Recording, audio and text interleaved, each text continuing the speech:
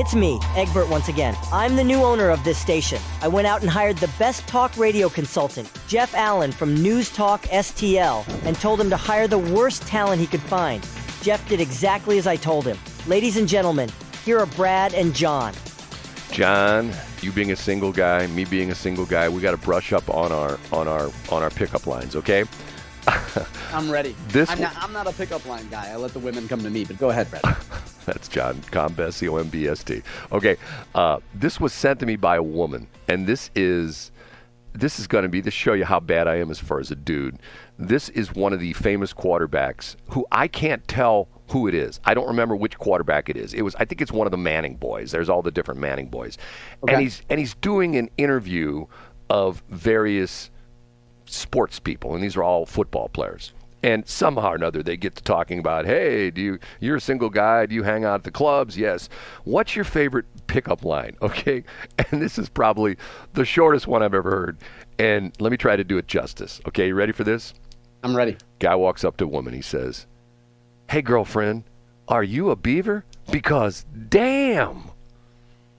Oh, that's good. That's kind of funny.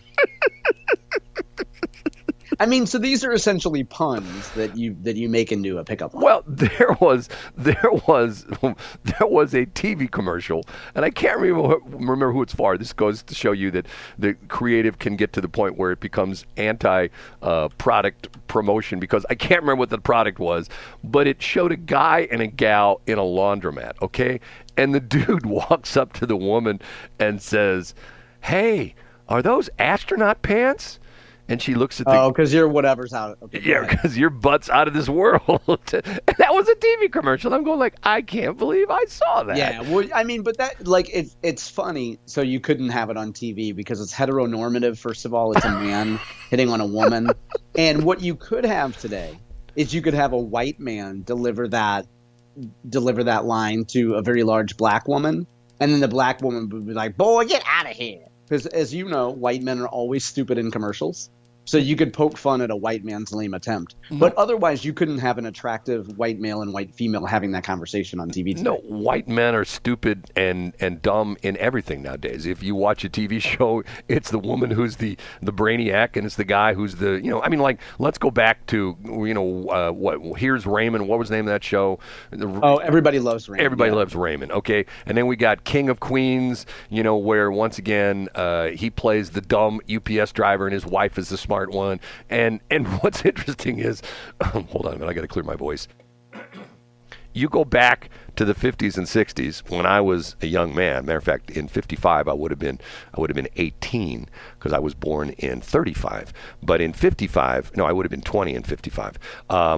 You had shows. I love your make-believe. you had shows like My Three Sons, where and who was the authority figure? It was the widower, who had the sons, and as the show went on, he picked up a fourth son. Where was it, Ernie? Where they picked up where his parents died or something like that, or they left him or something like that. And Leave It to Beaver. You had Ward, who was Ward was the man had the wisdom. And June, what did she do? She was there in the kitchen doing all her stuff, in her pearls and stuff like that. And she was making dinner, and Ward would come home in a suit, and I was like, okay, well, that's the way it used to be. It's not anymore. Those were, hey, first of all, I want to say, when you talk about June Cleaver, I mean, what a pearl necklace she always wore, Brad. And she was right. Sometimes Ward could be a little hard on the beaver at nighttime. You know what I'm saying, Brad? But also, one of my favorite Twitter accounts, if you go to Stupid White Ads, it documents every day how white men are stupid in commercials, and white people in general, but particularly white men. So that's Stupid White Ads on X. Is it stupidwhiteads.com, or is it just is it an X? It's an X account. Yeah. It's like the one that still cracks me up is Libs of TikTok, where all the gal does who runs this, all she does is take TikTok videos, which are for open display. In other words, these are people who uploaded a video on TikTok, and she puts it on her X account, Libs of TikTok, and they go nuts. I can't believe you put my video on Libs of TikTok. Essentially, it would be like, I can't even make the correlation. It's the videos are so bizarre and so weird that the people get upset because they're being being used as showing that they're bizarre and weird, but they don't probably realize that on TikTok they probably blend in with the crowd, but on her on her X channel, or her X feed. What do you call it? Is that an X feed? Well, it's an X feed. Yeah. Okay, on the X feed. And I'm so glad that people are finally stopping thinking X, formerly known as Twitter. Okay, change of topics. You sent me this morning. I am thoroughly confused. Can you please help me on this Riverfront Times story? I have no... Absolutely not, because it's confusing to me. So for folks who don't know what we're talking about, the Post-Dispatch has a piece up, a guy named Jacob Barker, who is surprisingly a really good reporter at the St. Louis Post-Dispatch. The headline is, man claims to be editor of St. Louis's Riverfront Times, defends site's OnlyFans content. So as I understand it, Brad, and again, I too am confused. That's why I said I can't really explain this too well. According to this piece, this gentleman named J.D. Davis says that he is identified the new executive editor of what was once the Riverfront Times, which was purchased by an unknown group. And I guess this gentleman has taken over their social media feeds and also their website. Now, this morning, Brad, I went to the Riverfront Times website and I looked at some of the articles. And part of the controversy over the last few months has been a lot of their pieces appear to have been written by AI. It appears that they went to some AI thing and said, hey, write me a piece about interesting facts about St. Louis, because they're incorrect. Like, there's just stuff that's wrong. But I guess the controversy is that this entity that owns the Riverfront Times is promoting OnlyFans accounts. And I think most folks know what OnlyFans is, but it's not necessarily any sort of be careful the words I use here, because I don't want us to get a block on YouTube or something. But a lot of it could be adult content. It's stereotyped as being all adult content. But there are bands and other content creators who use it. And I guess this gentleman, this J.D. Davis, says he defends the Riverfront Times promoting these. I'm guessing they get a piece of whatever I guess they get a piece of the referrals, or I guess they get a piece of the CPM, the clicks per mil that come through, mil being 1,000 for folks who don't know. But I'm guessing that they're posting OnlyFans links in order to capture traffic, by which they get a piece of the revenue. Okay, but John, is that a fair summation of the story, Brad? But here's my question. On my phone, I'm looking at the Riverfront Times. I go to the front page. It hasn't changed in months. Where is this stuff showing up? I'm looking at Riverfront Times. It's still got Jane Smiley's. Have you gone to their Twitter feed, Brad?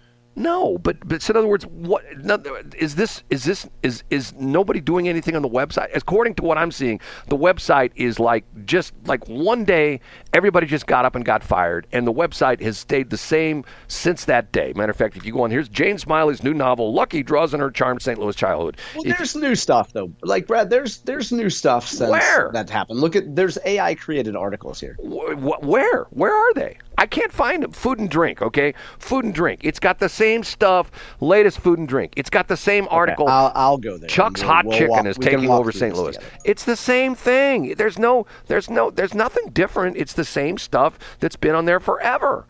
I don't see anything different. So Brad, the lead article, at least in my browser, is 5 things you must eat when in Chicago. That's the top. Look at the top and to the right.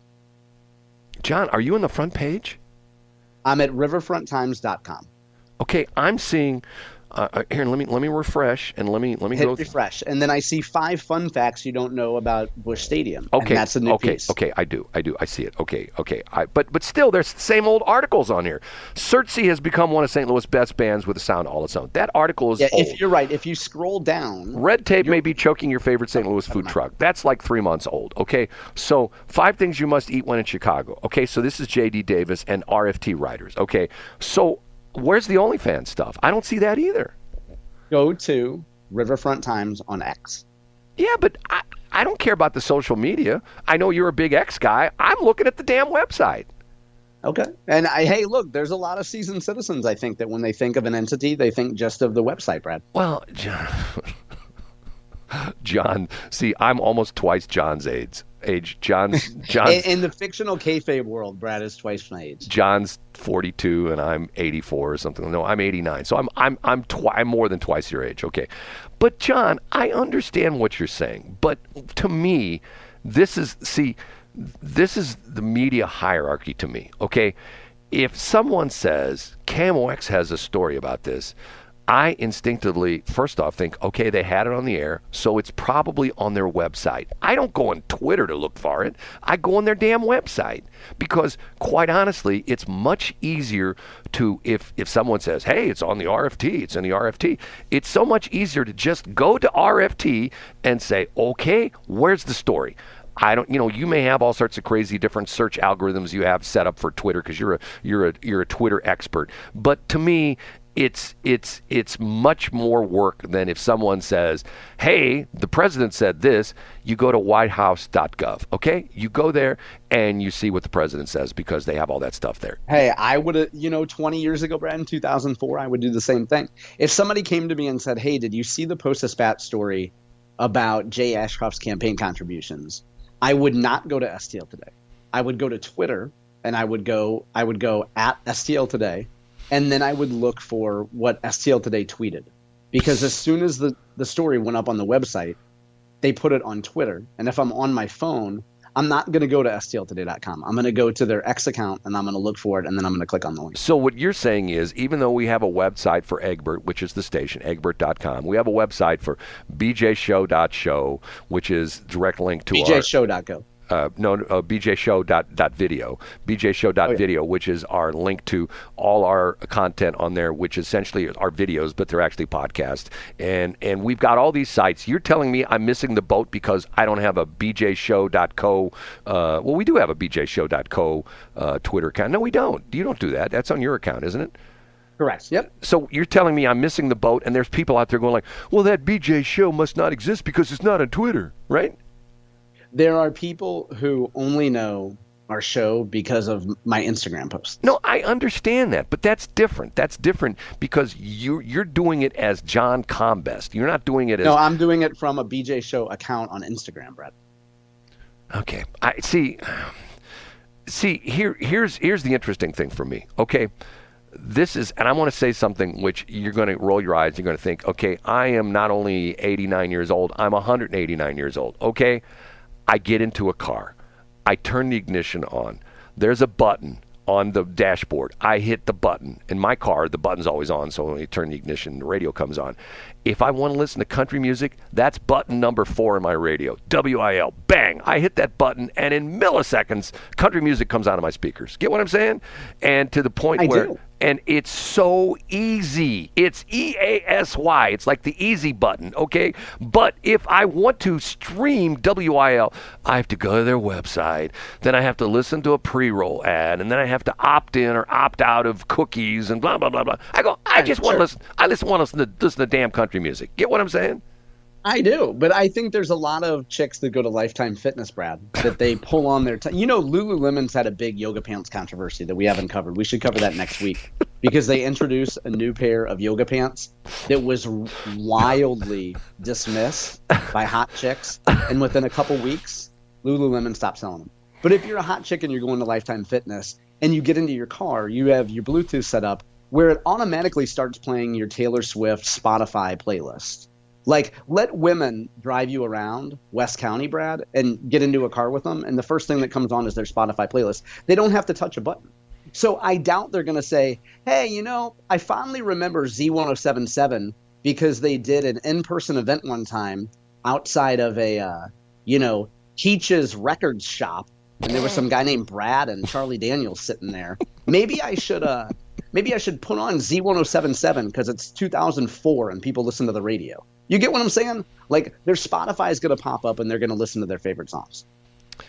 John, I will refresh your memory by telling you the story of me sitting down with some person last week and showing them the fact that, and what did I get the same thing? Well, nobody listens to radio anymore, and showing them article after article after article after article.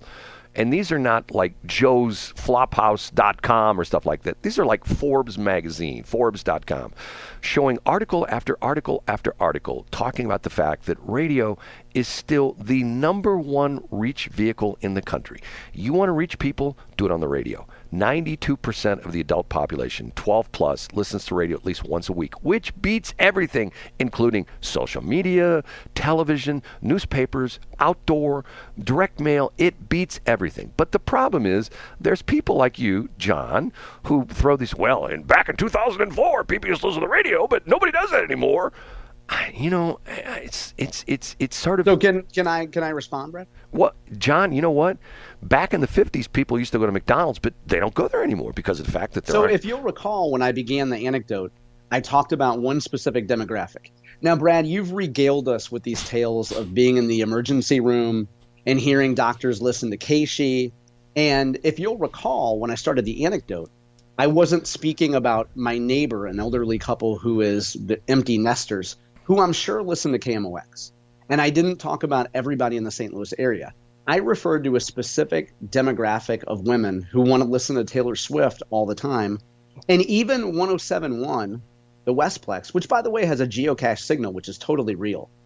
You can't hear Taylor Swift 8 songs in a row on 107.1, but you can hear them in your car. So yes, Brad, you are correct in acknowledging that I'm correct in talking about a specific demographic and not the overall St. Louis metro population. You're correct, Brad. I am right. John, but you're making broad sweeping generalizations because I know a woman who is 1 year away from being 70 and she listens to Z1077 all the time. Okay, now once again, Z1077 is what in the old days we used to call a top 40 station. Now it's called CHR, Contemporary Hit Radio. And the target audience is 12 to 24. Okay, this woman is a year shy of 70 years old. Okay, I didn't say people that age don't listen to Z1077. I was talking about my retiree neighbors. Now, Brad, I am 46, and the only station I listen to at home is KMOX. Like literally, I'll put a Cardinal game on if I'm outside, but John, I'm not going to listen to some other station when I'm at home. John, can I tell you something? Yeah. Being a sports fan is so 1995. I mean, nobody. Sports fans? What are they? Do they still exist? Do people still go to the? What are they? Is the Cardinals still around? Don't they play out in St. Charles in O'Fallon at TR Hughes? Isn't that what they do? And isn't that soccer? It's actually called CarShield Stadium. Aren't the Steamers? Aren't those the guys that play at that stadium that they shoehorned in there between St. Louis U and Union Station? Isn't that the Steamers? No, they haven't come here yet. Only the St. Louis Hawks are here, Brad. The basketball. You know what? I could have sworn when I was down in North City the other day that I was watching a Browns game. Weren't they up there at across from Carter Carburetor? Wasn't that where the old Browns games was? Oh yeah. Now, Brad, remind me, how did we get on the fact of being defensive about radio? How did this come up? I don't know, John. I have no idea. You were talking about going to like a KMOX website for news. Well, yes. No. So, Brad, different people. You would feel more comfortable going to a website if you heard that there was something there. John, and I would go to X and search for it there. John, I understand what you're saying, and I understand that this is the thing I preach, that when I talk to clients, I say you need a multi-faceted approach to marketing. You can't put all your money into Facebook. You can't put all your money into Twitter because, perfect example, I'm not a big Twitter guy. The only time I'm on Twitter is when I look what you're doing or somebody's commenting or something about that. I'm more of a Facebook guy, but yet that is typical of an 89-year-old male that, I'm on Facebook quite a bit, and I'm not on Instagram, which is more in your bailiwick. But the idea being is on a given day, I myself expose myself to several different forms of media, and I am on the socials, and I am doing this, and I am doing that, and every once in a while, if you were not going to believe this, every once in a while, I'm somewhere where I'm actually watching linear television, and I'm watching the 5 o'clock newscast on Channel 5 at 5 o'clock, if you can imagine that. Is that when you're in a hospital bed? Because that's the only time I can imagine. And by the way, I wasn't in an emergency room. I was on the operating room table when this rock and roll came wafting into my ears, and I looked at the operating room nurse right before they put me under, and I go, "What is that playing?" And she goes, "Oh, that's KSHE. That's what we listen to in here in the operating room." So that's. And then I was Brad, out. All the whiners like John Combest out there saying radio is dead, but look. Operating, and you pointed out, they make a whopping 6 figures, Brad. So who are we to say that nobody super important doesn't listen to radio? So I'm not even I'm a pre-World War II guy. What do you call? They're not the baby boomers. What do you call people who are pre-World War II? Are we pre-World War? I know they're usually called deceased. And their names are usually Agnes or Gladys or Geneva, Brad. Or Brad, or things like or that. Brad. Okay. John, have we offended enough people? What a week, Brad. What a week it has been. Have we offended enough people this morning? I don't think so. I think we need to come back on Monday and do it. I'm going to go out. You know what I think I'm going to do? I'm going to get a temporary membership out in Lifetime Fitness. I'm going to go out there and I'm going to strip naked. I'm going to run through the women's locker room. We'll see what happens. Okay. Say goodbye, John. See you Monday, Brad. Thanks for checking out the Brad and John Show podcast. This segment of the show is brought to you by John Combest's book, Stalking, Harassment, Internet Trolling, A Guide to Recovering and Rebuilding After Online Attacks. It's a great reference if you've ever been the unfortunate target of a social media attack. It's available on Amazon. Just search John Combest. That's Combest, John Combest, and the book will show up in your search results. Now it's time for another segment of the Brad and John Show. Can you handle it?